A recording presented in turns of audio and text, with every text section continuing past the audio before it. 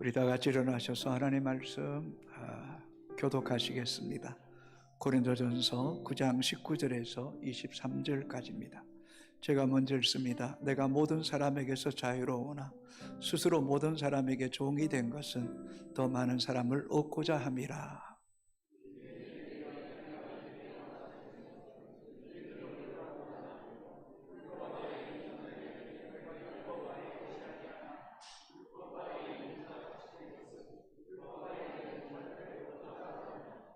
율법 없는 자에게는 내가 하나님께는 율법 없는 자가 아니요 도리어 그리스도의 율법 아래에 있는 자이나 율법 없는 자와 같이 된 것은 율법 없는 자들을 얻고자 함이라.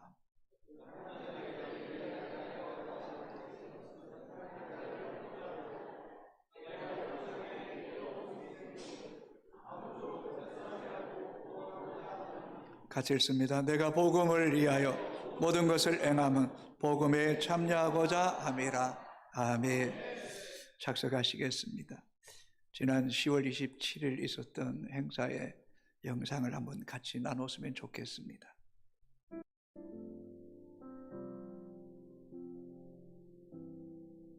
오늘은 특별히 12.7 한국교회 연합예배와 큰 기도회 특집을 마련했습니다. 종교개혁주의를 맞은 지난 주일 12.7 기도회가 열렸습니다. 한국교회의 부흥과 사회적 책임을 확인하기 위한 자리였는데요. 한국교회 역사상 전례 없는 규모의 집회로 기록된 가운데 특별히 교단과 교파를 초월해 모든 성도들이 건강한 가정과 거룩한 대한민국을 외치며 기도했습니다. 보도에 박주성 기자입니다. 부르짖는 기도회 열기로 한창인 예배 현장. 부흥을 간구하는 성도들의 찬양 소리가 서울 광화문 일대에 가득합니다. 10월 27일 한국교회가 연합해서 마련한 예배와 큰 기도회 현장입니다. 동성결혼 합법화와 차별금지법 제정에 대한 반대, 무엇보다 지난 7월 대법원이 동성 커플에게 건강보험료를 지급해야 한다는 판결을 계기로 나라와 민족을 걱정하는 한국교회 목회자와 성도들이 한자리에 모였습니다. 간절한 마음만큼이나 기도회 현장은 인산인해를 이뤘습니다. 주최 측은 현장에 110만여 명이 운집한 것으로 추산한 가운데 집회 장소를 당초 예정했던 서울 광화문과 서울역 일대에 더해 여의도 국회의사당과 여의도공원까지 확대했지만 그마저도 전국에서 예배를 드리기 위해 찾아온 성도들로 발 디딜 틈이 없었습니다.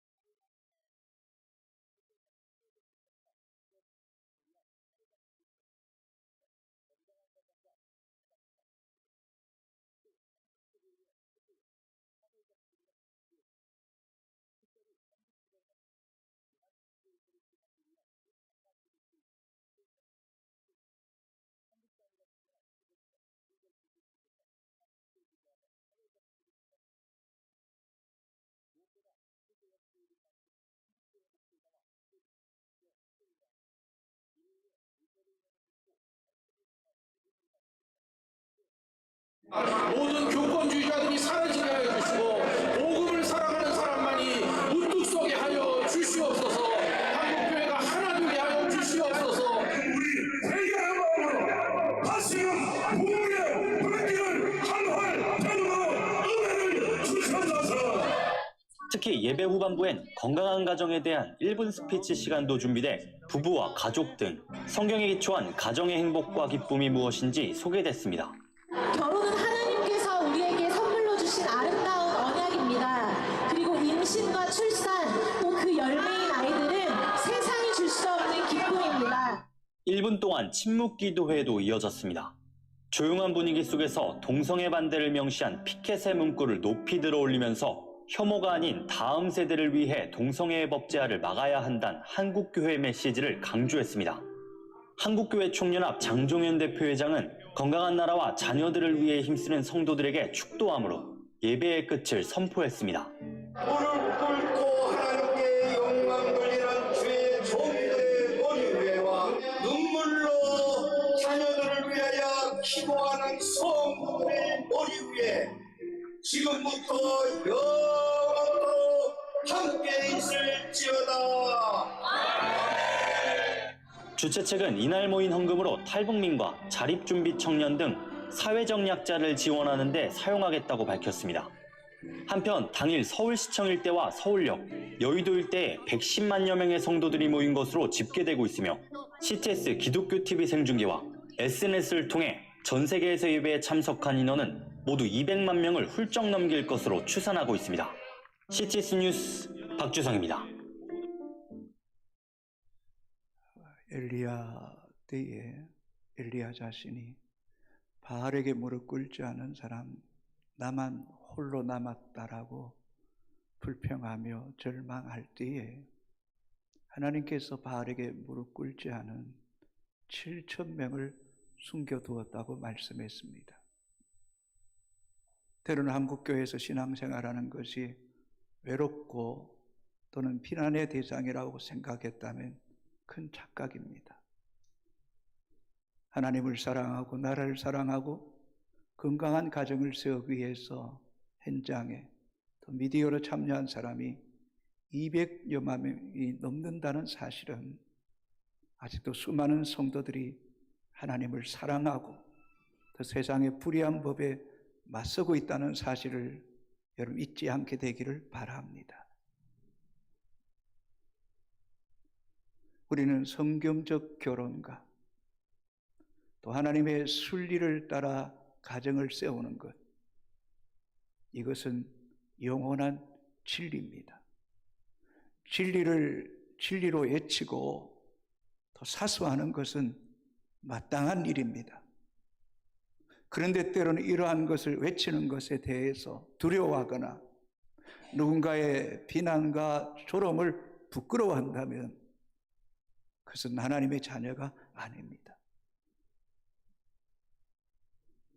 동성애의 악한 행위를 행하고도 부끄럽지 않게 얼굴을 그대로 민낯 채로 반나체의 모습을 드러내고 쾌어 축제를 하는 그들을 보면 우리가 얼마나 부끄러운가를 또 한 번 더 느껴야 될 것 같습니다. 저는 이런 영상을 통해서 우리 그리스도인들이 하나님의 자녀에 대한 당당한 자부심과 긍지를 가지고 더 굳세게 하나님의 나라를 향하여 전진하는 효성의 가족들이 되기를 주님의 이름으로 축복합니다. 하나님은 살아계시고 지금도 믿음의 성도들이 함께 기도하고 또 하나님 나라를 위해 전진하고 있음을 잊지 않게 되기를 주님의 이름으로 소망합니다. OECD 여러 국가들 가운데 동성애를 합법화로 인정했고 그 일에 어느 나라도 기독교인들이 모여서 하나님 앞에 한 마음으로 기도하고 또한 이러한 것에 반대한 나라는 없었습니다. 세계 유일하게 대한민국이 이 법을 반대하는 것을 명백하게 온 민족 앞에 천명했고 반대 표사를 행했고 또 200여만 명의 성도들이 함께 했다는 사실은 하나님 이 민족을 지금도 사랑하고 계시고 이 민족을 통해 하나님이 일하시기를 원하시고 계시고 또 우리가 기도할 때에 하나님께서 이 땅을 지켜주시는 은혜가 있게 되기를 간절히 소망합니다. 이 믿음을 가지고 계속해 전진하는 담대한 하나님 백성들이 되기를 주님의 이름으로 축복합니다. 오늘 본문에 나오는 사도 바울은 그 시대 최고의 엘리트입니다. 요즘 말로 말하면 금수저 중에 금수저인 사람입니다. 너무 잘 알죠? 로마 시민권자입니다. 세계적인 석가 가말리엘의 제자입니다. 바리새인 중에 바리새인으로 율법에 흠이 없는 사람입니다. 인간적으로 자랑할 것이 참 많습니다. 또 자기의 권리와 고난을 얼마든지 이용하고 누릴 수 있습니다. 그러나 이런 자랑들을 배설물로 여겼습니다. 이런 인간적인 권리를 그는 하나같이 다 포기했습니다. 그래서 고린도전서 9장 앞부분에 보게 되면 나는 사도이지만 사도로서의 모든 권리도 나는 포기한다. 내가 얼마든지 먹고 마시는 것에 염려하지 않을 수 있지만 그런 먹고 마시는 것도 누군가에게 도움받기를 원치 않는다. 행전하로 인하여 그리스도의 복음의 장애물이 될까 두렵다. 나는 예수 그리스도의 십자가로 인하여 죄와 율법에서 자유했으나 나는 그 자유를 육체의 기회로 삼지 아니할 것이다. 나는 오로지 예수 그리스도의 종으로 모든 사람의 종이 되어서 나는 더 많은 영혼을 얻기를 원한다 라고 고백합니다. 그러면서 성경 여러 곳에서 바울은 매우 당당하게 자신의 종됨을 천명합니다. 로마서 1장 1절 같이 읽습니다. 예수 그리스도의 종 바울은 사도로 부르심을 받아. 빌립보서 1장 1절도 같이 읽습니다. 그리스도 예수의 종 바울과 디모데는 그리스도 예수 안에서. 갈라디아서 5장 13절 읽습니다. 자유로 육체의 기회를 삼지 말고 오직 사랑으로 서로 종노릇하라. 고린도전서 9장 19절 같이 읽습니다. 스스로 모든 사람에게 종이 된 것은 더 많은 사람을 얻고자 함이라. 성경은 종에 대해서 두 가지 관점에서 말씀합니다. 하나는 자유가 박탈된 종의 부정적인 모습입니다. 우리는 종에 대한 이야기를 하면 뭔가 알레르기 반응을 보일 때도 있습니다. 역사적으로 보면 종의 신분으로 태어난 자들도 있었고 또 일제 식민지 가운데 종으로 노예로 고통을 겪었기에 종이란 단어를 별로 좋아하지 않습니다. 그러나 진정한 하나님의 사람들은 그리스도의 종이 되는 것이 자유요 생명이요 하나님의 나라를 유업으로 이어받을 수 있는 길이라고 믿고 있었기에 스스로 종됨을 자원했습니다. 그것을 스스럼 없이 선포했고 또 그렇게 종으로 살기로 평생을 하나님께 드린 사람들이 너무너무 많습니다. 성경에서 말하는 이 종은 헬라어로 툴로스라는 단어입니다. 섬기는 자, 시중 드는 자, 맨 밑바닥에서 더 이상 내려갈 곳이 없는 가장 낮은 곳에서 또 다른 사람들을 섬기는 것입니다. 세심한 배려와 또 성령 안에 주시는 아버지의 감동을 따라 섬기되 한 영혼을 얻기 위해서라면 그 어떤 희생의 대가도 마다하지 않겠다고 했던 사람들이 종이라고 고백했던 것입니다. 이것은 그리스도인의 정신이요 또 그리스도의 삶의 본이 되셨음을 우리는 잘 알고 있습니다. 그저 말만 해도 그냥 암송하는 구절 있잖아요. 마태복음 20장 28절에 인자가 온 것은 섬김을 받으려 함이 아니요 도리어 섬기려 하고 자기 목숨을 많은 사람의 대속물로 주려 하십니다. 그리스도의 오신 목적과 당신의 죽음의 목적을 말씀하셨고 또 그렇게 사셨고 그렇게 죽으셨습니다. 그 십자가의 죽음이 우리를 자유케 했고 우리에게 영원한 생명을 주신 것입니다. 오늘 본문을 읽고 묵상하노라면 가슴이 뭉클하기도 하지만 한없이 부끄럽고 추하게 느껴지기도 합니다. 고린도전서 9장 19절 같이 읽습니다. 내가 모든 사람에게서 자유로우나 스스로 모든 사람에게 종이 된 것은 더 많은 사람을 얻고자 함이라. 바울은 십자가 안에서 죄와 율법과 사망에서 자유를 얻은 사람입니다. 그래서 세상의 그 누구에게도 얽매이지 않는 사람이 되었습니다. 그러나 자신이 그 자유를 자기 자신을 위한 자유가 아닌 모든 사람의 종이 되기를 원합니다. 그 이유는 지금 또 죄와 율법과 사망과 어둠에 매여 종로로 타는 그들에게 자유와 생명과 해방을 주는 십자가의 복음이 증거될 수 있다면 자신은 모든 사람의 종이 되기를 마다하지 않겠다고 고백하고 있는 것입니다. 이 얼마나 아름답고 복된 고백인지 어쩌면 인간의 육신을 가진 우리로서는 정말 그림자도 쫓아가기 어려울 그런 엄청난 고백이 아닐 수 없습니다.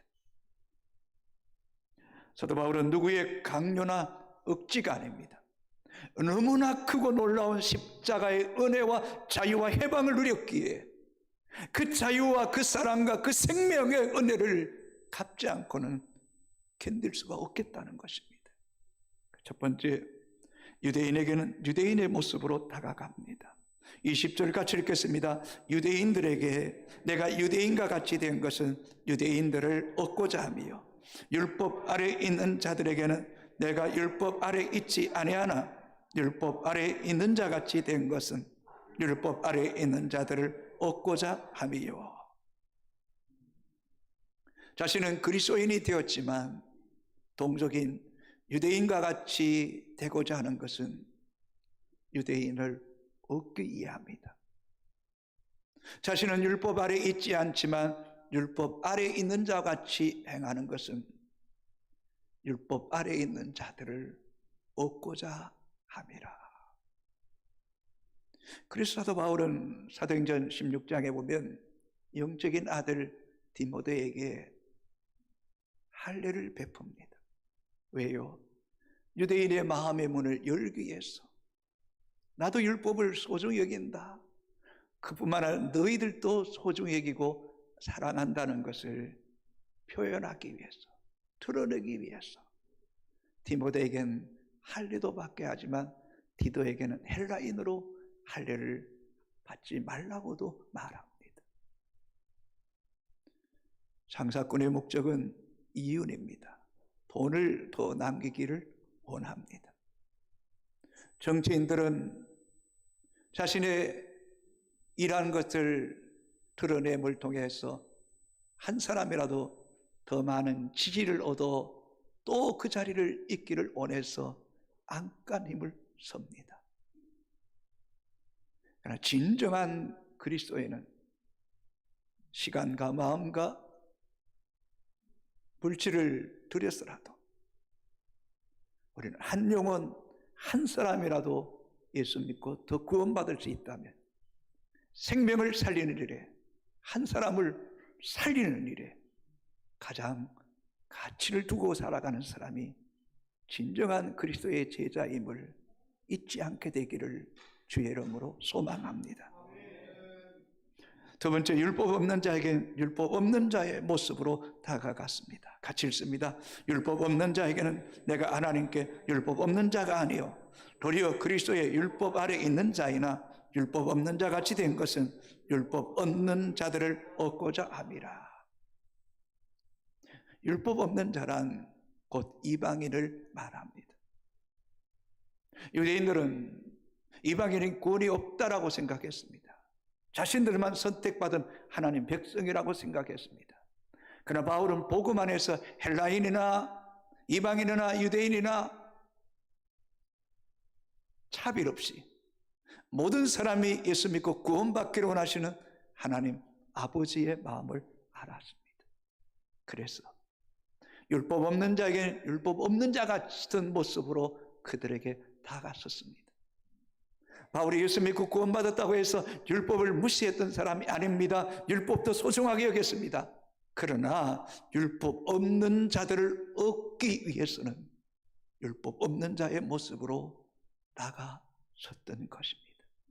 그들의 눈높이, 그들의 마음, 그들의 삶의 자리 속에 깊숙이 들어가 함께하기를 원했던 것입니다. 우리나라 초기 선교사 가운데 캐나다 말콤 제이라는 선교사가 있어서 침례교 선교사입니다. 그가 원주에서 사역할 때에 그는 이 땅에 오자마자 그의 옷차림을 완전히 바꿨다고 합니다. 한복을 입었습니다. 머리에 갓을 쓰기도 했습니다. 그리고 이미 캐나다의 농법을 이 땅에 가지고 와서 적용함을 통해서 얼마나 농사를 잘 지었든지 동네 사람들이 농사 박사라고 일컬음 주기도 했습니다. 그는 그의 옷차림과 그의 삶의 자리를 우리와 똑같은 모습으로 함을 통해서 더 많은 한국인들을 사랑하고 구원 얻는 일에 자신의 모든 것을 내어주었다는 것입니다. 여러분, 혹 우리는 전도하면서 나만 선택받고 나는 구원받은 백성인데 너는 구원받지 못한 백성이라고 무시하거나 업신여긴다면 그것은 바른 선교의 전략, 전도의 전략이 아님을 잊지 마십시오. 세 번째, 약한 자들에겐 약한 자같이 행동했습니다. 고린도전서 9장 22절을 같이 읽겠습니다. 약한 자들에게 내가 약한 자와 같이 된 것은 약한 자들을 얻고자 하며 내가 여러 사람에게 여러 모습이 된 것은 아무쪼록 몇 사람이라도 구원하고자 함이니.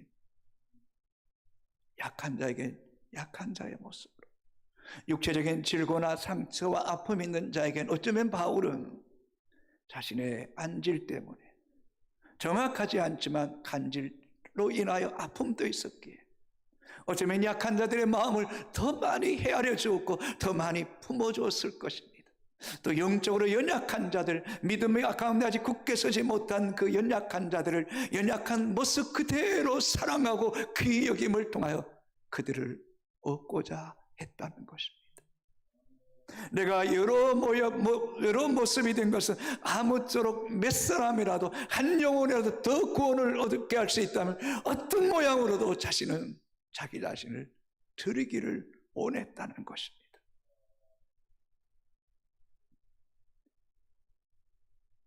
사도 바울에게 하나님의 백성들을 사랑하는 마음이 얼마나 특별하고 그 열심이 남달랐던가를 우리 이 본문을 읽으면서 역력히 읽을 수 있어야 됩니다. 마음으로 느낄 수 있어야 됩니다. 이런 차원에서 바울의 전도의 어떤 자세를 우리는 배웠으면 합니다. 첫 번째, 진심으로 영혼을 사랑하는 마음. 거칠이나 행사치레 때문에 전도하는 사람이 아니라는 것. 어쩌면 바울이 그리스도의 사랑이 자신에게 물붓듯이 부음받은 그 십자가에 일방적으로 찾아오시고 일방적으로 자기를 계시해 주시고 만나주신 그 사랑이 너무나 크기에 그 아버지의 마음으로, 어쩌면 사도 바울 안에는 예수 그리스도의 심장이 뛰고 있었기에 그 심장으로 모든 사람을 사랑하고 또 그 안에 성령의 민감함과 안타까움과 성령의 탄식함을 느끼며 모든 사람을 사랑하는 이 마음이 전도자에게 가장 먼저 있어야 된다는 것입니다. 두 번째, 모든 사람을 존중히 여기는 마음. 유대인은 유대인의 모습으로, 율법 아래 있는 자에게 율법 아래 있는 자의 모습으로, 율법 없는 자에게 율법 없는 자의 모습으로, 연약한 자에게 연약한 자의 모습으로 다가서는데 나는 그들의 종이 되기를 원한다. 그들의 밑바닥에서 그들의 시중 들기를 원한다. 그들을 내 온몸과 영혼으로 섬기기를 원한다는 그 마음이 영혼들에게 전달될 때 어떻게 그 마음을 이렇게 걸어 잠글 수가 있겠습니까? 어떻게 그 사랑에 등질 자가 있겠습니까? 여러분. 세 번째, 겸손과 섬김으로 종의 자세를 가지는 이 사도 바울의 마음이 얼마나 아름다운지. 사람에게는 생리적인 욕구가 있습니다. 기본적인 욕구가 있죠. 의식적 문제. 이 기본적인 욕구가 채워지면 두 번째 나타나는 욕구는 사랑받고 싶은 욕구를 가지고 있습니다. 세 번째 욕구는 누군가로부터 존중의 여김 받을 때 그 속에서 행복감을 느끼게 되는 것.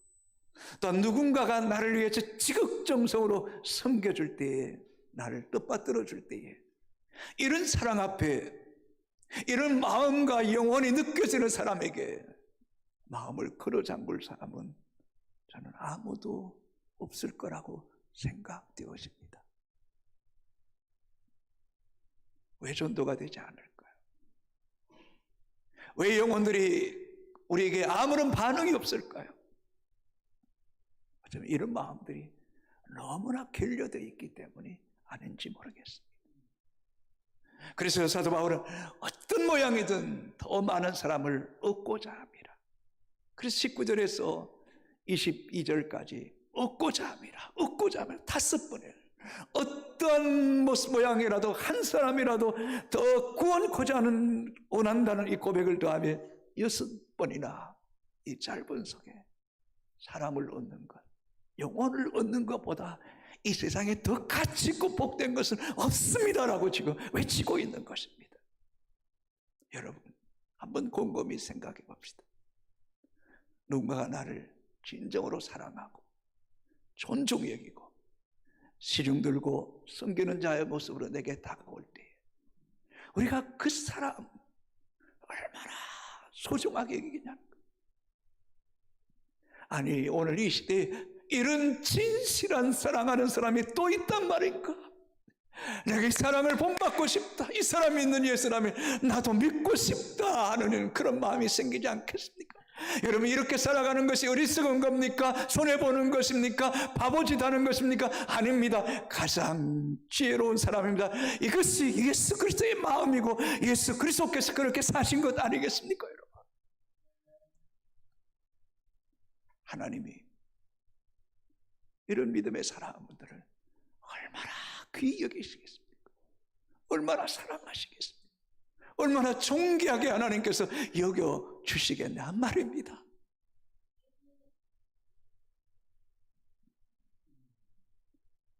언제나 내가 누군데,